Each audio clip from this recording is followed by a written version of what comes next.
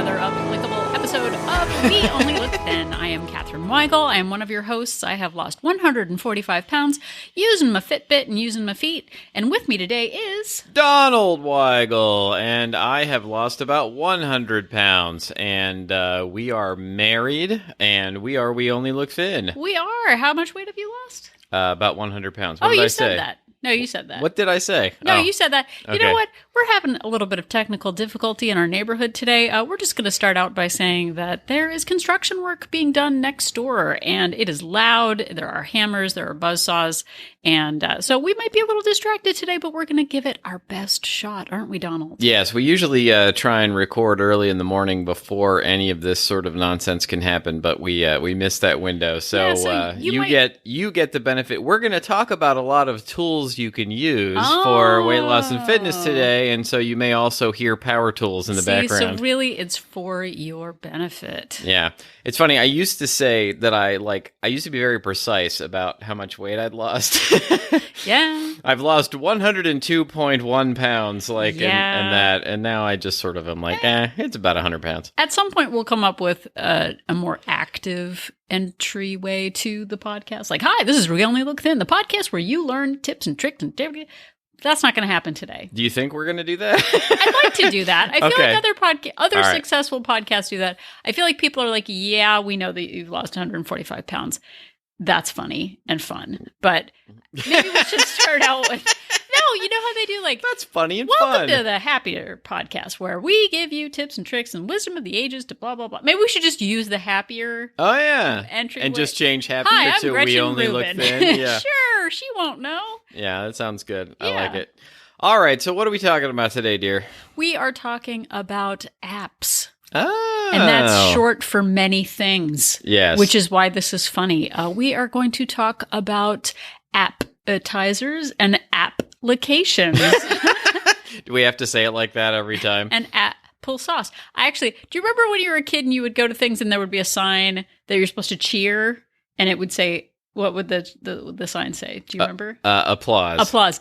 I didn't know how to read very well, so I thought it was applesauce, but I just thought that was when people clapped. Well, there was a joke in front of the, the Gary Shandling show, that show he had on HBO. The Gary Shandling show. Like Hank would, well, I don't think that's what it was called. It was Larry Sanders. Larry Sanders. Hank would say, like, before every episode, he would warm up and say, that sign says applesauce. And the audience would laugh, and he would go, no, actually, it says applause. I don't remember that because I think I just thought it said applesauce because that's what I thought as a kid. Yeah. When I was in third grade, do you know that Pinky Tuscadero came to my school? No. She was in some singing troupe with her actual sister. Wow. And from Happy Days, they weren't all happy days, but that was a happy day. And they actually had the applause sign. Thought it said applesauce. How many points are in applesauce? Nobody knows. No one knows. No, that's not something that science has figured out yet. No.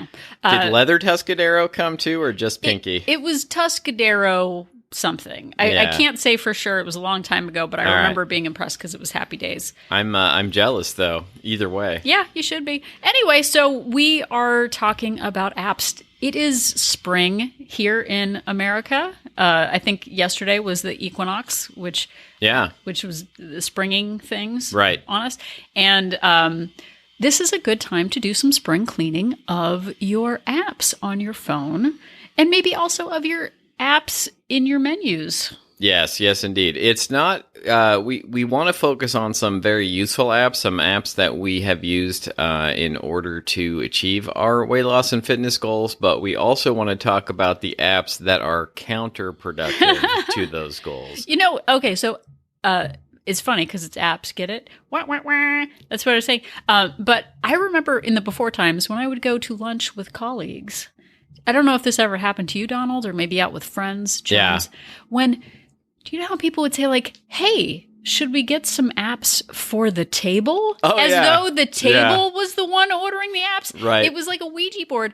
Nobody wanted the apps, but maybe the table wants apps. Maybe should we get apps for the table? Let's just get all the apps for the table. I would always want to strategically place those apps as near to me as possible, so I wouldn't have to reach very far. Maybe we should get 2 mozzarella sticks. That way, that side of the table and this side of the table, because you don't have to stretch. That way, the table I can eat this entire plate, and then the rest of the table can share the other plate. Well, and I used to think that, I think we've mentioned this before, someone did, that like when I would go to Cheesecake Factory, they had avocado egg rolls. Oh my goodness, those were so good. Ingredients, avocados, eggs. It's basically just health food. It's like you're having a breakfast scramble, basically. Exactly. Yeah, I don't know how many calories those have, but it's like 1,000 each or something. I was going to say it's more than that, but I thought I was being healthy because I was getting an appetizer. Turns out they were cut in half, so it seems like a smaller portion, but then you end up eating 8 of them, and it's 1,500 calories. So our first tip of the day, Tao, everybody. Tip of the week. Tip of the week to you. Tip of the week to you. It's been a while. There's a little bit of dust on that joke. Yeah. But the first tip is, if you're a person who goes to restaurants or receive things from restaurants, watch the apps. Yeah. If you're getting an entree, chances are the entree from the restaurant is already 1,200 to 1,800 calories. Easy peasy without sides. Yeah, I can't remember like what a bloomin' onion is, one of those deep fried onions. It was about 2,000 calories. Yeah, it's like, it's... For the table. It's crazy. That table is so hungry. It's just onion. How many calories can it have? Turns out all the calories. Turns out it has all of them. It's a vegetable. Yeah, so we're not saying don't ever indulge in things. We indulge in things, but just be mindful, like when you go to a restaurant, the app can just about double or more whatever calories you're about to have. Yeah, and I was talking about it the other day. And when we talk about apps in this case, we're talking about appetizers. Just to be clear. We are. So I was talking the other day to someone about how we have the ability to make choices when we go out to eat, when we get takeout, when we get take-in, take-away, whatever you call it. Yeah. Where if you're getting an appetizer, don't get the entree. You do not need both. If you're getting appetizers, maybe split an appetizer. That's all you need, because it's a lot of calories. It's so funny, even at this point in my life where I'm on board with this, when you say that, I get huge disappointment feelings inside. Like, but I want both. Well, but we were talking about in Walt Place, WLT Place, Walt Place. Yeah. Accountability.com. Don't go to accountability.com. That's not our website. That's not our website. No, but we were talking about the reason that you're going out to eat. I used to see it as, I'm going out to eat because I want to get things that I can't get at home. And it was, I want to get my money's worth by getting appetizers and entrees and desserts because I can't make all of that at home. Now I realize that the main reason for going out, food is delicious. Yeah. Let's not say it isn't. But it's so that I don't have to cook. I don't have to buy groceries. I don't have to do dishes. Yeah, for sure. And for me, letting go of that all or nothing attitude toward going out to eat or getting takeout actually matters, because I realize now that the benefit of it is just being able to not cook and being able to indulge, and also knowing that there will be more food in the future and I don't have to get the appetizer and the entree and the dessert every single time.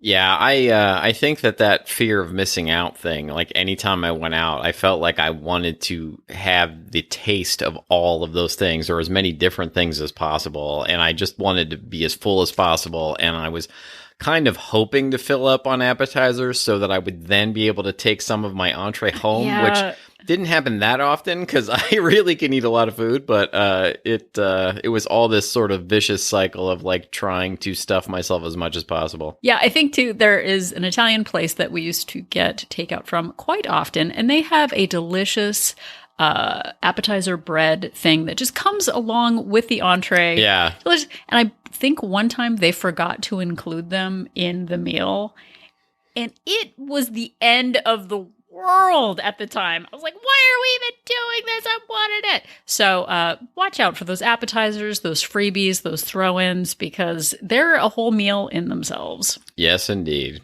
So now I think we've exhausted the appetizer part of our conversation. Now we can talk about the application part of our conversation. Oh my gosh, we're terrible. So, continuing the theme of apps that are counterproductive, we wanted to talk about, we do want to highlight some apps that we find very useful that we use every day, but also wanted to talk about perhaps getting rid of some of those apps, or at least making some of those apps harder to get to that are stealing your time and your money. Yeah, so as it is spring, this is a good time for renewal and for really looking at your phones because, phones are amazing and they're also terrible. Yeah. They simplify and they complicate. I can just do over and over again juxtapositions of words, but I think you've got the point. But we collect so many apps over the years that end up, swipe after swipe on our phones that we don't even use that might have been useful at one point that somebody suggested. And even looking at my phone as I'm going through, I realize there are apps I don't even know what they're for anymore. So maybe I should get rid of those. But as Donald was saying, we should really be using our phones mindfully because so many times we say we don't have enough time to ... And really, we're spending a lot of time on our phones. I do it. I mean, looking at my screen time average, I know I keep certain apps open, so it doesn't really count. Yeah. But it's like, you have been online 37 hours today. And I'm like, what? That's Mars math, I think. But today we're challenging you to take a look at your phone and start deleting some apps that, like Donald said, are robbing you of time, happiness, or money, and maybe all of the above. We have apps. Donald was just saying that he deleted all of his gaming apps off of his phone, which again, we're not saying that you have to be a highly efficient weight loss machine at all times. But when you find yourself, up until 11 o'clock at night, regretting being up at night playing Candy Crush or, Pong or whatever app you're using. Yeah. It might be a time to delete it off of your phone. Because I found that I was spending a lot of time. I would start playing a game before bed, and then I would get so into it that I just, before I knew it, I was up for 30, 40, an hour later than I wanted to be. So I, a couple of years ago, just deleted all the games off of my phone, which may be really extreme for a lot of people, but I found that at this point, I don't miss them, and I really enjoy getting the sleep that I get. Now, that's not to say that I don't still scroll Twitter and Instagram and Facebook before bed, but I find it a lot easier to put those things down and put them away than I did a game once I would really get invested in that game. Yeah, so watch when you suddenly see that you have lost time for yourself, when you intend to maybe spend 5 to 10 minutes looking at something, and you find that hours have gone by and then suddenly you don't have time to meal prep or rebound or go for a 5-minute walk. Another thing is really paying attention to the apps that make you sad. Apps where you feel like you're comparing yourselves to others, that you're not enough. Things like I don't use TikTok or Snapchat. I feel like I'm just too old for TikTok. The TikToks I've decided that TikTok is just not for people my age. If there was a snack chat where we could just talk about snack chat for sure. I'd be in. But the apps that you feel like you're comparing yourselves to others, I've already talked about deleting or unfollowing people that I find myself comparing myself to, whether it's in the health and wellness industry or people who are making more money than me. If it makes you feel bad, please delete it. Don't hate scroll. It is a waste of time. Also, apps that take away your money, which I think we're going to talk about a little bit more, that ties into the main topic of this episode. What's the main topic? Nobody knows yet. We'll see at the end what it ends up being. But apps that take your money, where you weren't expecting to spend money, and then suddenly you find yourself spending money on it. Maybe delete those. So a couple of suggestions that I have are to scroll mindfully. Set a timer on your watch or on your phone to look at an app, because it's amazing how quickly 10 minutes goes by when you're just scrolling Pinterest. Yeah. Another option is to stand up when you are looking at apps that might be time sucks. So if I'm going to look on Instagram, it might be better for me to stand in the living room and scroll than it is to get cozy and comfy on the couch with a cup of coffee, which is what I did this morning. I lost 45 minutes. Goodbye. Did I get steps? I did not. Put your phone in another room. I know we are all connected to our phones in our back pockets and our front pockets, side pockets, front pockets, all the pockets. We got lots of pockets and places to put phones. Maybe put it in the other room when you're trying to focus on a task. Yeah, that seems terrifying sometimes, to put my phone actually in another room, that I could be that disconnected for that long. So that's probably a good indicator that I should be doing that more often. Yeah. So, I mean, and this is something that our middle school principal suggested, was like charging your phone in another room. What? But what if someone needs me right now? Yeah. What if I get an alert on Reddit about a new Funko picture or something that I'm going to miss. Right. Another one is turn off your push notifications. We get this alarm. It's not an Amber Alert, but we get this alarm that buzzes off for Joann's Fabrics with their once-in-a-lifetime deals that end in 20 minutes if you don't respond to them. Donald and I both get them, and I think it's some urgent emergency. Turns out we're just missing bargains. Maybe it's time to delete that and stop the push notifications. Yeah, Joann's Fabrics thinks that I need to buy crafting supplies about every 20 minutes. Well, there's an app that I use now where you can pay by credit card for something, and they send me daily updates of like other fun things. I'm like, we don't need to be in a relationship right now. I'm like just paying for, like, I'm paying for my parking meter. I don't need fun tips and hints. And and it's like the car dealerships where we bought our cars. Like, our cars are both relatively new, and I probably get 2 or 3 emails a week from them, like trying to get me to buy another new car off of them. I'm like, I don't need a new car every couple of years. That just isn't me. Exactly. So finally, delete apps that do not spark joy. Going back to the KonMari idea of the things that, like I said, you don't even remember what the app was for. Maybe it was applicable a year ago. Maybe you've moved on to another app that better fits your lifestyle. Just go through and delete. You can always go find them again. The internet's full of apps, but declutter, decomplicate. Is that an uncomplicate your life? But it actually does matter in finding time to do things that are actually healthy for us, because we always say we're always vying against the clock. Like, oh, I don't have time to track my calories. You don't have time to track your calories because you spent 90 minutes on, Baby Beluga, app.com. It probably takes 10 minutes or less for me to track my calories every day, but that may seem like a burden, but then, it's no problem for me just to mindlessly scroll Twitter for much longer than that all the time. Right. So keep your home screen clear of apps that are kind of addictive. Like things that are like super tempting. If you don't see them all the time, you may... if it even just that small barrier of having to go to your app drawer and search for it, makes it a little bit harder for you to spend time on it. Exactly. I think Gretchen Rubin calls it creating friction. You want to have friction for things that are not helping you, and you want to make things smooth and easy glide for things that are helpful. So in all of this, Donald and I use our phones all the time. And there are so many apps that we do use that have made our health and fitness journeys better and our lives better. And so the first part of this podcast is don't do it. And the second part of this podcast is do it. Use your phones. But before we move on to the do it part of it, we skipped a big, obvious don't do it part, which is...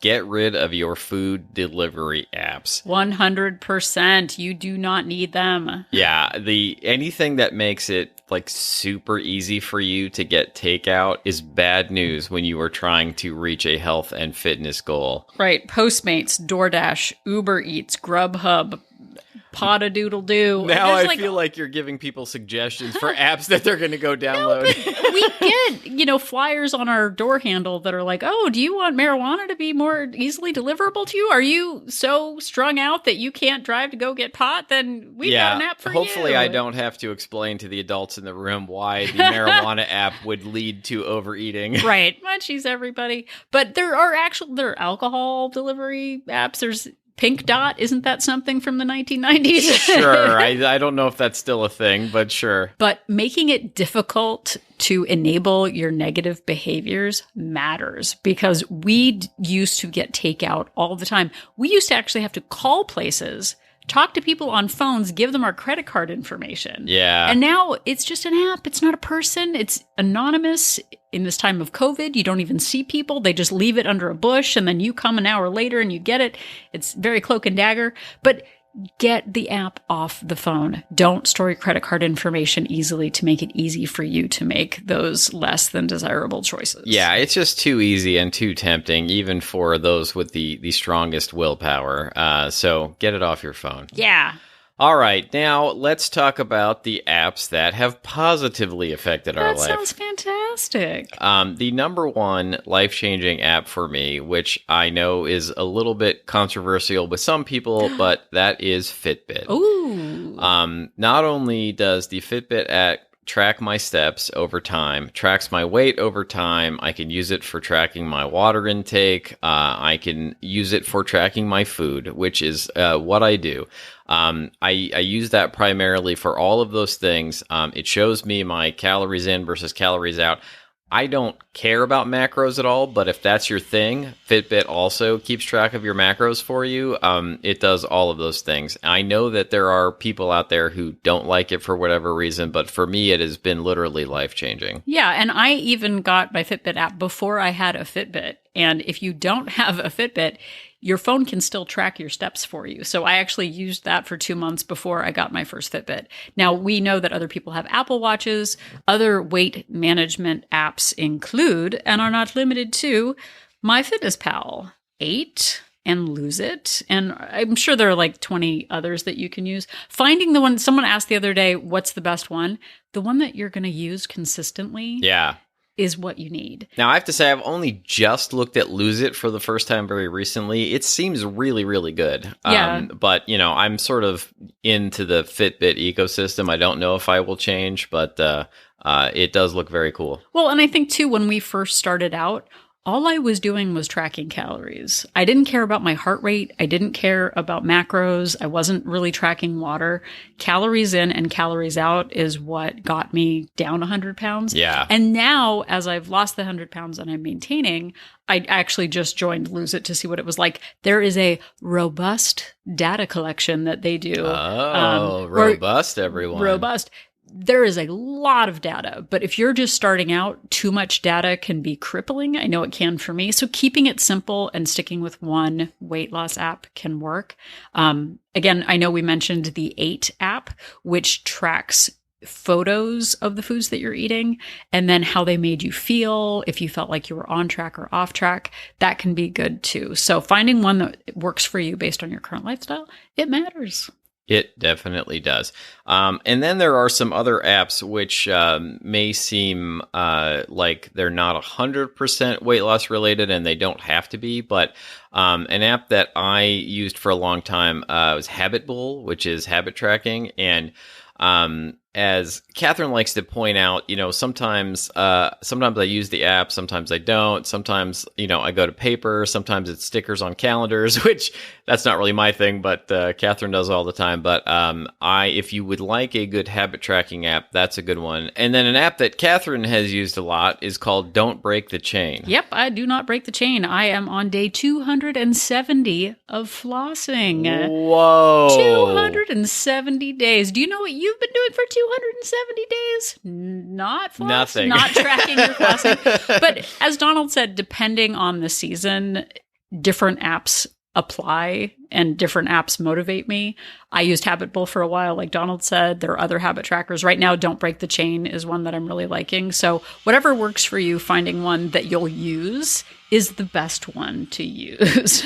Yeah, for sure. And I also use a calendar app called BZ Reminder that's available for Android and for iPhone that reminds me particularly to get my 250 step goal every hour. I try and get at least 250 steps between 7 a.m. and 7 p.m. every day. And Fitbit does offer a reminder, but it only comes on 10 minutes before the hour is up.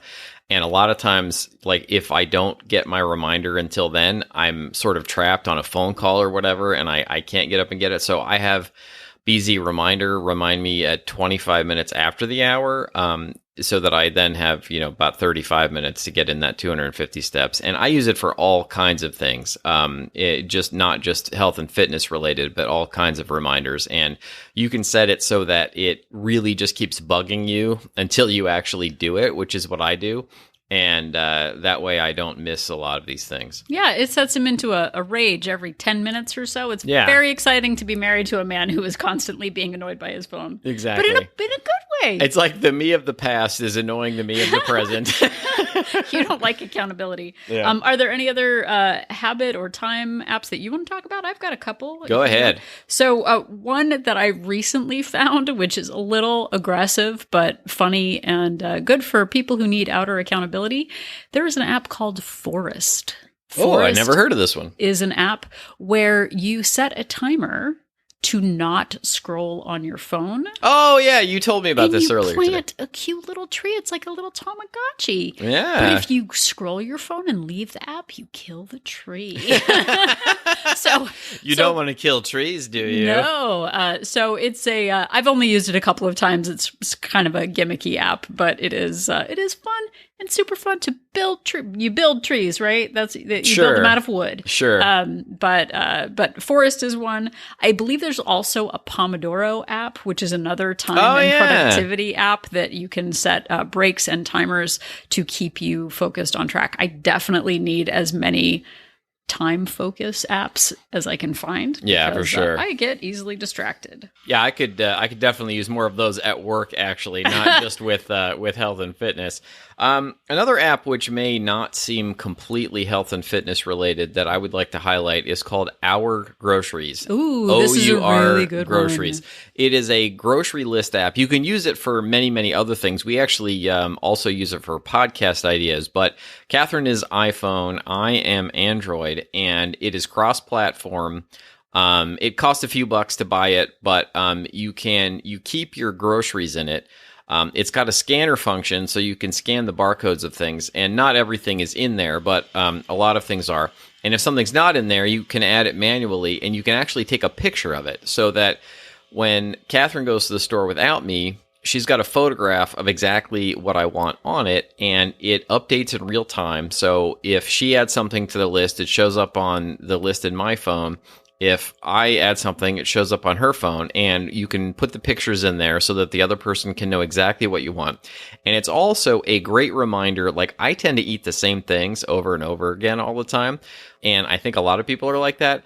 And it is a great reminder. I can just go to our list for, each particular grocery store, and the things that I buy there most show up on the list. And I can just, once I've entered them the first time, I click on it once and it pops it into the need to buy list. And then it's right there. And it's a great reminder of what I might be out of or what I might need. Yeah. And if we're both shopping at the same time, it updates live. So if he crosses something off the list in aisle 7 and I'm in aisle 20, it tells us that the other person has already purchased it. So it's not like, hey, honey, did you do the thing? Or blah, blah, blah, blah. So it's, articulate things like that. Hey, honey, did you do the thing? Yes, that's exactly what we say. And like Donald said, we use it for other kinds of lists too, to-do lists. Our 2021 goals. What are those? I don't know. Just keep podcasting, keeping it real. Exactly. That's about all we have on that list. We made a list for it, but we do have. I may have already said this. We do put podcast ideas on it as we have them, and then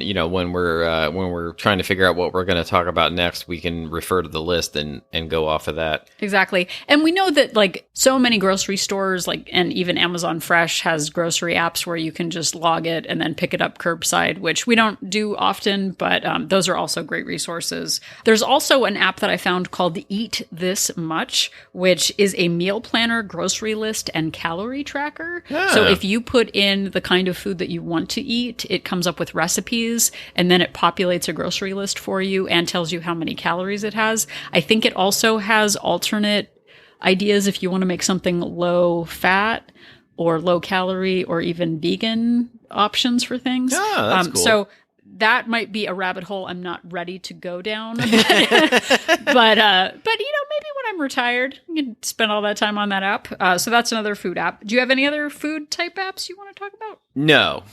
Okay. So I will list a few apps that I am interested in. First of all, and this is something that Donald, maybe he should get a warning on this one, but there's an app called Life, which tracks your cycle. Or lack thereof, depending on your time of life. And it has been really good for me to track my cycles and maybe some irregularities. That way, when I go to the gynecologist, I actually have a record of when my cycles are, how long they last. You're welcome to put in as little or as much information as you like, but for me, it's been really helpful. It also sets an alarm and lets you know when your cycle is anticipated or when PMS might hit. Might be a good time to close the kitchen and get away from it. Yeah. Not experiencing that myself, but having observed it for a very long time, it seems like a good idea. He's a victim of it. Another one is our good friend Nicole suggested the app called I Am, letter I, A-M, which is a positivity app that just sort of gives you little positive phrases and mindfulness things throughout the day. You can set it to actually just post every couple of hours, and it gives you a new affirmation. Oh, that sounds nice. Might sound silly, but it's really nice to have just a little positive note of like, I'm worthy, I'm ready to go, I can do this, I've done hard things. I can't think of anything other Where's the beef came to mind, but I know that that's not your awesome sauce. Where's the beef? It says where's the beef to you. Nice. Another one is, which is back in sort of the health and fitness world, is the Road ID app. That's Road and then the letter ID. Oh, yeah, that's a good one. We have Road IDs. If you go to their website, roadid.com, not a sponsor of the show.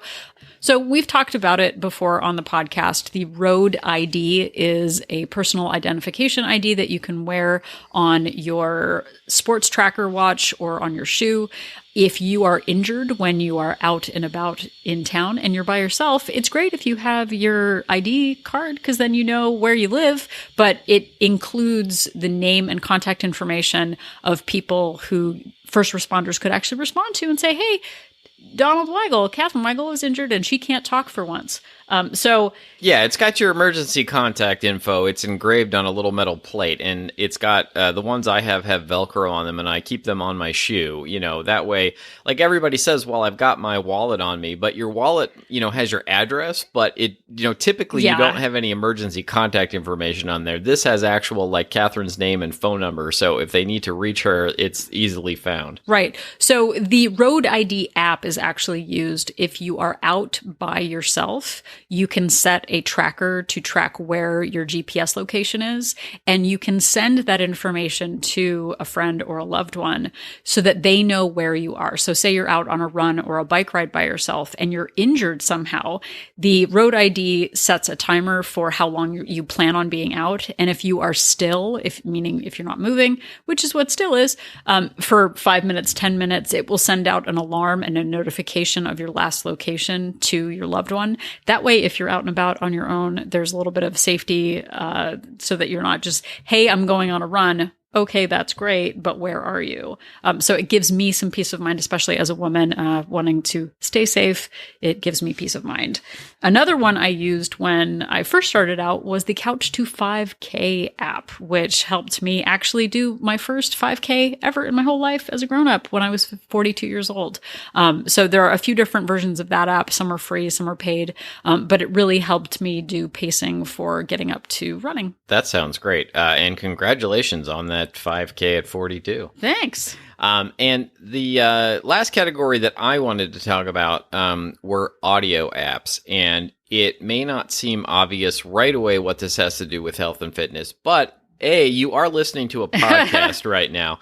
And, you know, a podcast app that I really like is called Pocket Casts. And one of the things I really like about it is it also costs a few bucks to buy the app. But I can sync my podcast, any podcast that I'm subscribed to, I can sync it to other devices so that they're all in there when I log into a new device. Anything that I've subscribed to, that I've bookmarked to, shows up on whatever device I log into with the Pocket Cast app. It's available for Android and for iOS.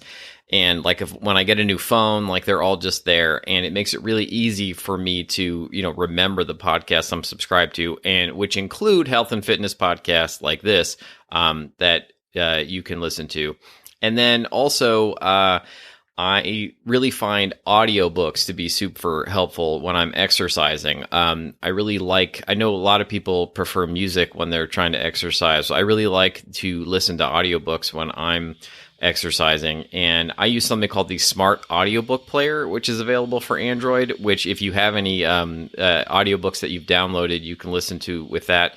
There's one called Smart Book Audio Player for iOS.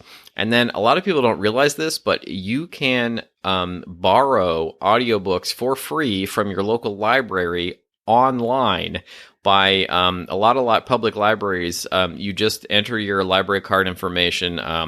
There are apps called Overdrive, Libby, and Hoopla, which all allow you to download and listen to audiobooks for free, just as if you were physically going to a library. And then lastly, I have an Audible subscription, which definitely does cost money, but I really enjoy it. And it really, there's a lot of things included with your Audible subscription. And then you can also use Audible credits to, own audiobooks forever. I got Atomic Habits that way by James Clear, which we've talked about a lot. For one, and it's really helpful for me. I like to listen to a lot of different things, but including health, fitness, related self-help kind of audiobooks with Audible. Yeah. So I think that does it for us on giving you different apps that you can go to enhance your health and fitness journeys. But again, remember that our phones are great assets, but they can also really hold us back.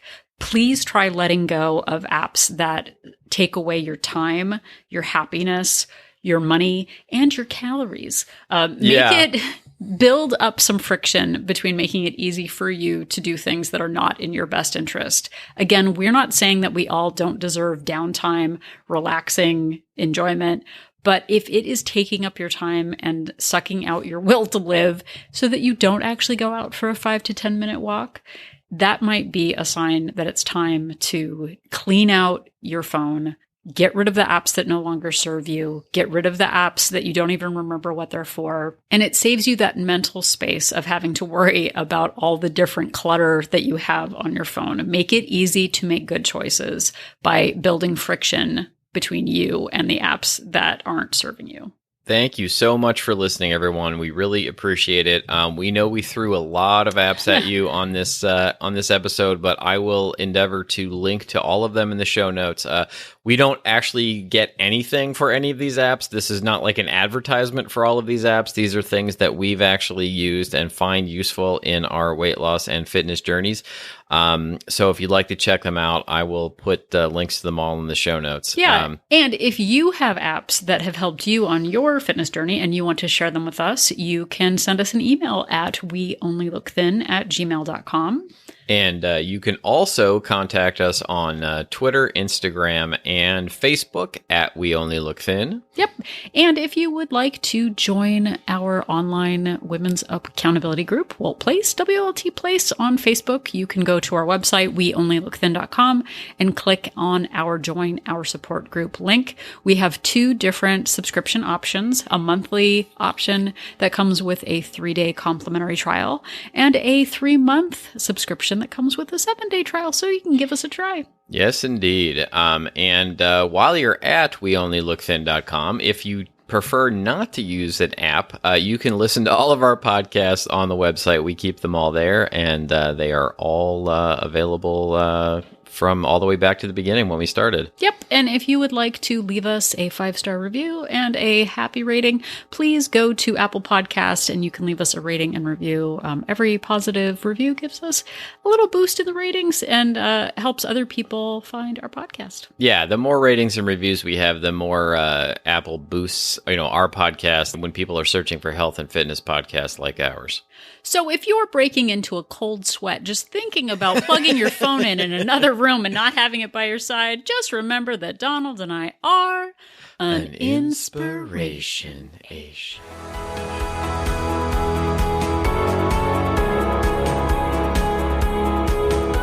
The information that you hear on this podcast is for informational purposes only. The hosts are not medical professionals. You should always consult with your doctor, nurse, or other certified health professional before beginning any diet or fitness program.